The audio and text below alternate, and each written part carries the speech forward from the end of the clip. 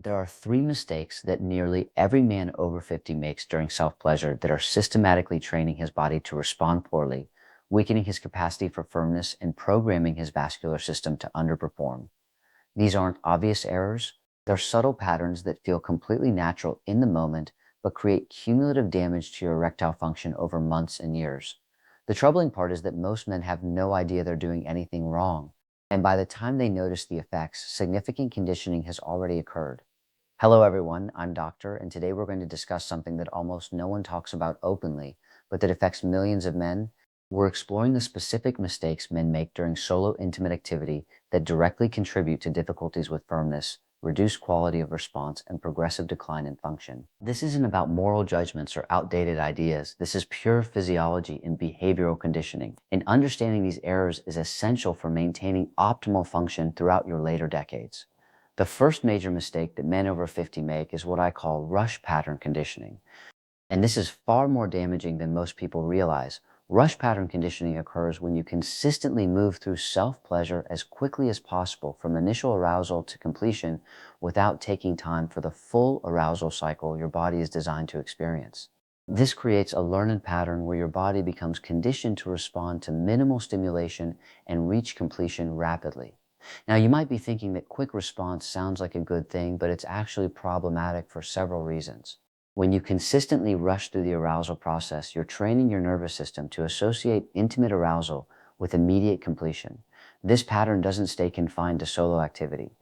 It transfers to partnered intimacy where quick completion is often unwanted and creates dissatisfaction for both partners. More importantly, from a physiological standpoint, rush pattern conditioning prevents the full engagement of the vascular and neurological systems involved in optimal function. Achieving maximum firmness isn't an on-off switch. It's a progressive process where blood flow increases gradually, erectile tissue becomes fully engorged, and the neurological arousal pathways reach peak activation. This full engagement requires time, typically 15 to 30 minutes of sustained arousal. When you consistently rush through in 5 or 10 minutes, you're never allowing full vascular engagement. The blood vessels in erectile tissue don't dilate completely. The tissue doesn't reach maximum engorgement. The smooth muscle doesn't fully relax. Over time, this incomplete engagement becomes your new baseline. Your body adapts to functioning at this partial capacity. And when you later want or need full engagement, you find that you can't achieve it because your vascular system has become conditioned to this limited response. Research on arousal patterns has shown that sustained arousal, maintaining high levels of arousal without immediate completion, actually improves erectile function over time. The prolonged vasodilation strengthens the vascular response. The extended neurological activation enhances nerve sensitivity and responsiveness. The longer engagement with full blood flow improves the health of erectile tissue by providing extended oxygenation and nutrient delivery. The solution to rush pattern conditioning is deliberately slowing down your self-pleasure practice. Instead of moving directly to completion, spend time building arousal gradually. Allow yourself to reach high levels of arousal, then reduce stimulation and let arousal decrease slightly before building again. Repeat this cycle multiple times over 15 to 30 minutes before allowing completion. This pattern, sometimes called edging, trains your vascular system to sustain full engagement and teaches your nervous system to maintain arousal without immediate completion. This isn't just about delaying gratification, it's about retraining your body's arousal response to function optimally. Men who practice this deliberate extended arousal pattern consistently report improvements in their ability to achieve and maintain firmness during partnered intimacy. They report better control over timing, they report more intense experiences, and they report that their baseline function improves because they're regularly exercising their vascular system through full cycles of engagement. The second major mistake is inadequate physical engagement, and this relates to how men position themselves and what level of physical involvement they use during self-pleasure. Many men over 50 have settled into patterns where they're completely passive physically, often lying in bed or sitting in a chair with minimal body movement and minimal physical engagement beyond the specific stimulation of genital tissue. This physical passivity creates several problems. First, it fails to engage the cardiovascular system in ways that support optimal blood flow. During partnered intimate activity, your entire body is typically engaged. Your heart rate increases, your breathing deepens, your muscles activate. This full body engagement supports the cardiovascular response that delivers blood flow to all tissues, including erectile tissue. When you're completely passive during self-pleasure, your cardiovascular system doesn't activate fully.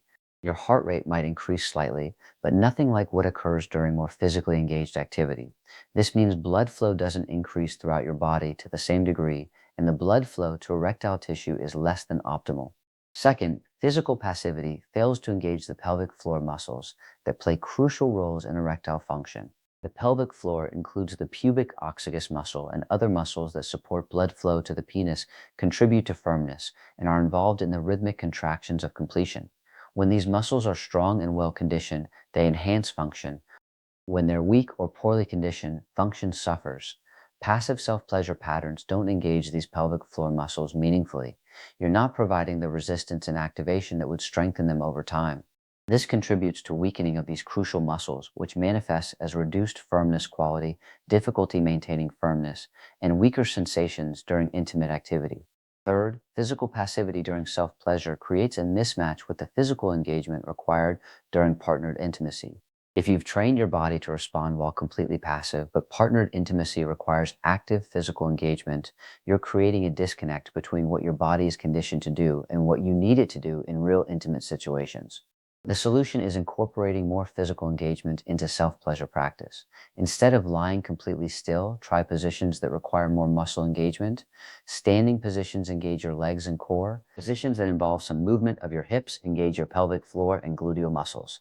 Intentionally contracting and releasing your pelvic floor muscles during arousal strengthens these crucial muscles and improves their coordination with arousal responses.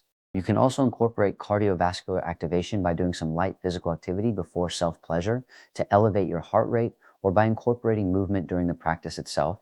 The goal is training your body to associate arousal and function with active physical engagement rather than complete passivity. Research on pelvic floor function has clearly shown that men with stronger pelvic floor muscles have better erectile function, better control over timing, and more intense experiences.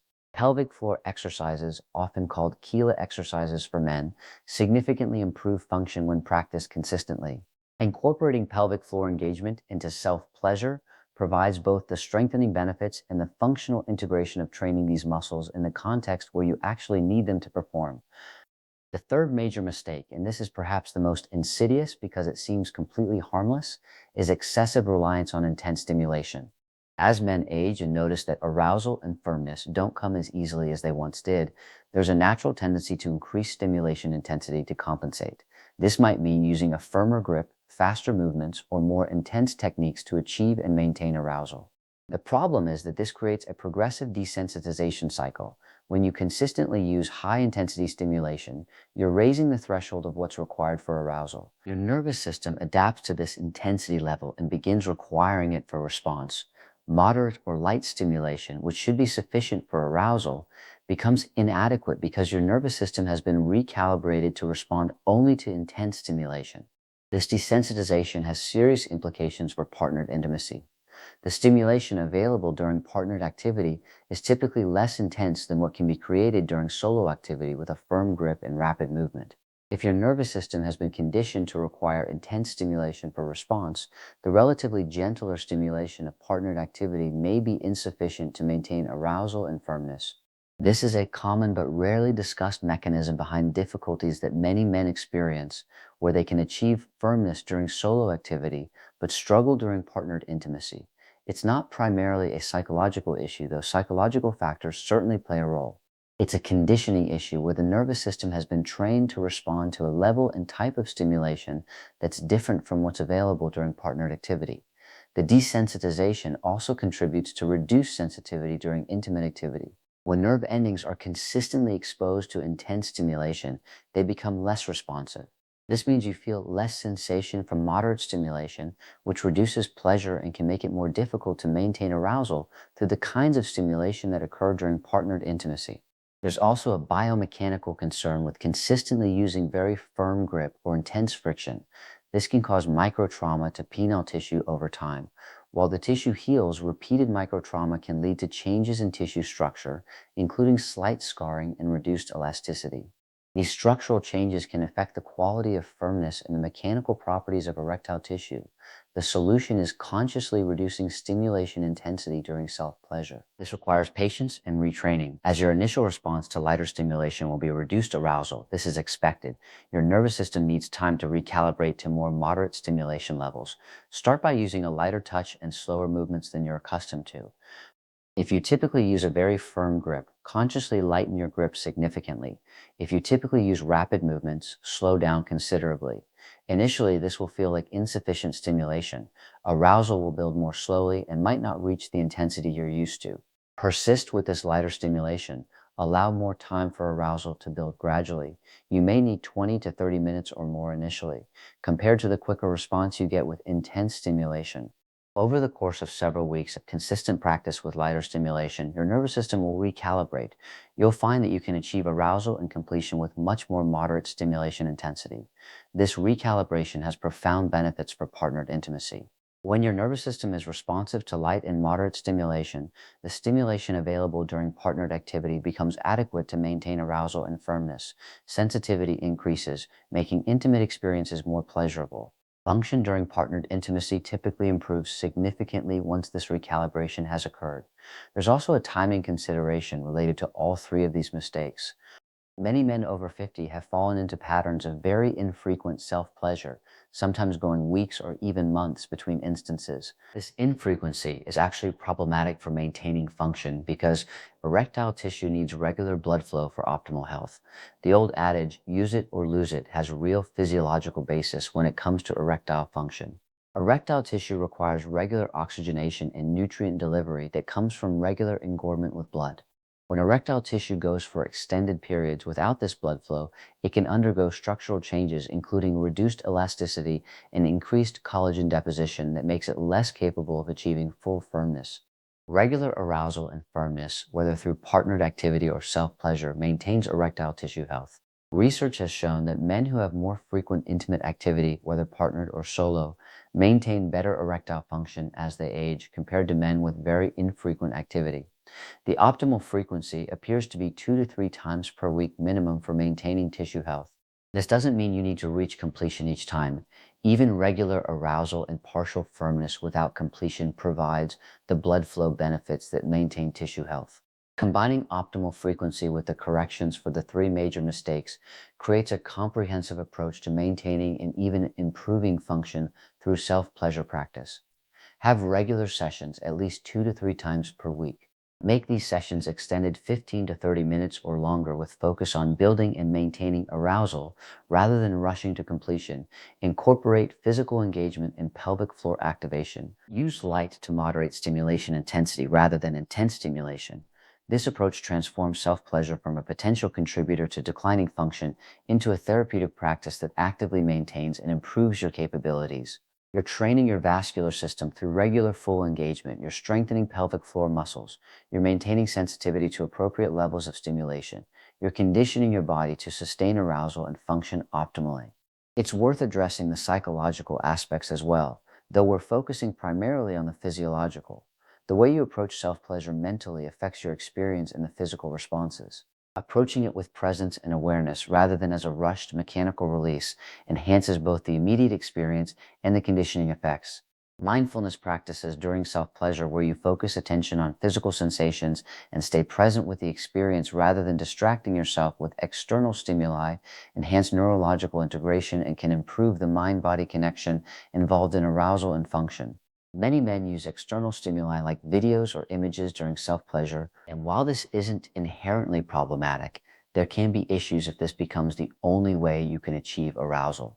If your arousal becomes completely dependent on external visual stimulation, this creates another mismatch with partnered intimacy, where such stimulation may not be available or appropriate.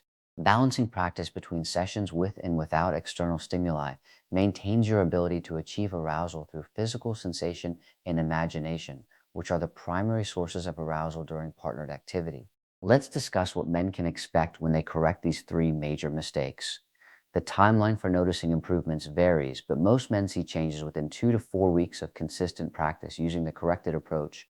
Initial improvements often include better quality of firmness during the practice sessions themselves.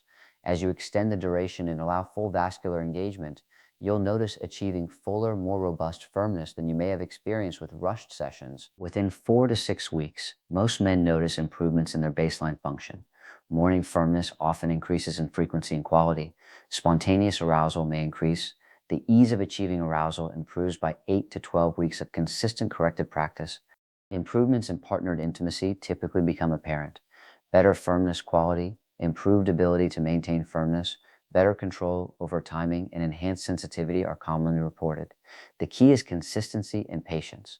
You're retraining patterns that may have been established over years or decades. The conditioning won't change overnight, but with persistent practice using these corrected approaches, meaningful improvements occur. It's also important to recognize that these practices complement other interventions for supporting function.